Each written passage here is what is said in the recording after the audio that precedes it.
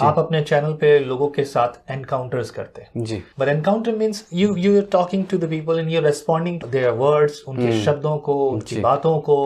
अक्सर हम लोग इस बात को देखते हैं, preachers they say that this is not necessary, this is not right to response like that, कि लोगों को मूर्ता के अनुसार जवाब दिया जाए। जो बदतमीजी कर रहे हैं, जो चर्च को बुरा भला बोल रहे हैं, जो चर्च को तोड़ रहे हैं, जला रहे हैं, जवाब देने की जरूरत नहीं है। हाल फिलहाल एक बाबा ने कुछ कह दिया, आपने उनको भी किया, राखी सावंत को जवाब दिया, भारती सिंह, राइट, बहुत समय पहले की बात होगी, आप उनको क्यों जवाब दे रहे हैं? इसमें मैं देखिए एक सबसे पहले बात ये बताना चाहूंगा कि प्रॉब्लम की बात पता है कहाँ आती है ब्रदर? प्रॉब्लम की बात वहां आती है कि मान लीजिए कि हम कई बार परमेश्वर की मिनिस्ट्री को अपने टैलेंट, अपने तोड़ों में लिमिट करते हैं। आप समझ रहे हैं इस बात को? यानी कई लोगों के लिए म्यूजिक मिनिस्ट्री खराब है, पता है क्यों? क्योंकि उन्हें गाना नहीं आता या बेसुरे हैं वो। आप समझ रहे हैं इस बात को? तो उनके लिए म्यूजिक मिनिस्ट्री का कोई महत्व नहीं है। तो मान लीजिए जो प्रोफेसी कर रहा है तो वो उसे कंडेम करेगा। अब किसी की मिनिस्ट्री में साइंस एंड वंडर्स नहीं हो रहे तो वो चिन्ह चमत्कार को गलत आयत लेके, अरे ये सब तो प्रभु प्रभु कहेंगे ना एक दिन, क्योंकि इन्होंने इन्हीं के लिए लिखा है कि मेरे नाम से दुष्ट आत्माएं निकाली। मतलब जो जिसके पास नहीं है वो उसके लिए खराब हो गया। जबकि आप जैसे भिन्न भिन्न मार्शल आर्ट्स होती हैं, आप समझ रहे हैं इस बात को? और उन अलग अलग तरीके की किस्मों की मार्शल आर्ट्स में हर मार्शल आर्ट की एक अपनी वक़्त है।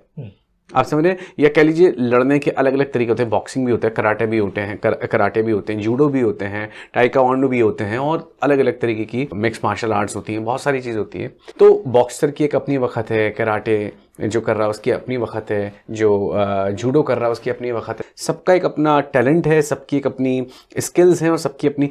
प्रॉब्लम की बात यहाँ पर ये आती है कि हम सोचते हैं कि जो चीज़ हमारे पास नहीं है, जो करने में हम कैपेबल नहीं है, बस वो चीज़ नहीं होनी चाहिए, या वो चीज़ नहीं है, या उसकी वक़्त नहीं है।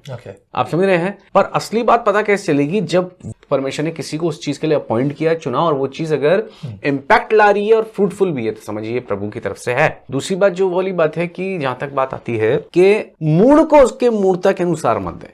तो मूड लोग क्या कर रहे हैं? सीधे सीधे भाई पास्टर्स को, मिशनरीज को गालियां दे रहे हैं, गलत बात बोल रहे हैं, बहुत सारे गंदे और अभद्र शब्द इस्तेमाल करते हैं। जिस पोस्ट पर वो है उनको ऐसी बातें नहीं करनी चाहिए। अगर वो अपने आप को सो कॉल्ड गॉड मैन, साधु, संत, या जो भी कह रहे हैं, सयाना कह रहे हैं, भक्त कह रहे हैं, जो भी XYZ, नहीं बोलना चाहिए। पर हम उनके लेवल पे गिरकर वो बात नहीं करते।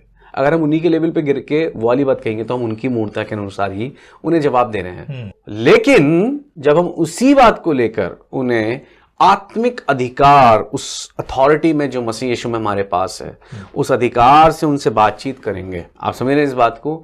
तो वो कईयों की आंखें खोल सकता है, लोगों की गलतफहमी तोड़ सकता है, और कई बार फिर ऐसी वीडियोस कई लोगों की गलत धारणाएं तोड़ती है, क्योंकि अभी तक उन्हें सिक्का एक ही तरफ से दिखाया जा रहा है, एक ही तरफ से दिखाया जा रहा है, एक ही तरफ से, और वही इंटरप्रिटेशन है उनके पास क्रिश्चियनिटी का जो वो बता रहे हैं। आप समझ रहे हैं इस बात को? पर जब हम दूसरा पहलू दिखाते हैं, लोग करते करते, ढूंढते ढांढते फेसबुक पे पहुंच ही जाते हैं, यूट्यूब पे पहुंच ही जाते हैं वहां तक, और उस दिन उन्हें दूसरा पहलू भी दिख जाता है। और परमेश्वर के उसमें चुने हुए लोग भी हैं जो गालियां देते थे मसीह को, और आज वही मसीह की गवाही देते हैं। और ठीक इसी तरीके से आज भी वो लोग हैं जो गालियां दे रहे हैं मसीहत को, पास्टर्स को, मिशनरीज को, वही उनकी आंखों की छिलके गिराते हैं ऐसे वीडियोस। वो ही फिर एक दिन गवाही देंगे कि हम भी ऐसे ही करते थे और हमारी जिंदगी में, क्योंकि अभी तक उन्हें दूसरा पहलू नहीं दिखा। दूसरा पहलू दिखते ही काम हो जाता है, चीजें बदलती हैं। तो इसको मैं ऐसे लेता हूँ।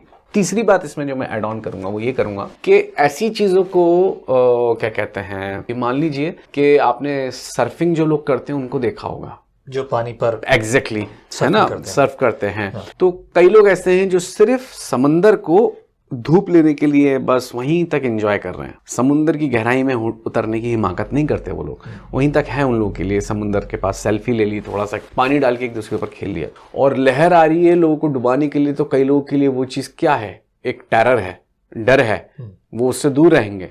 पर एक सर्फर के लिए वही लहर एक अपॉर्चुनिटी है जो उसको आगे बढ़ाता है, जिसमें वो अपनी राइड को एंजॉय करता है। तो कहने का मतलब, अब हम परसिक्यूशन को कैसे ले रहे हैं ये हमारे ऊपर है। या तो एक लहर जो आपको डुबा देगी, या वही लहर जो आपको उसी में परमेश्वर कैसे आपको इस्तेमाल कर सकते हैं, उसी परसिक्यूशन के वक्त में, ट्रायल्स के, ट्रिब्यूलेशन के वक्त में आपको किस तरीके से परमेश्वर उसी के बीच में इस्तेमाल कर सकते हैं।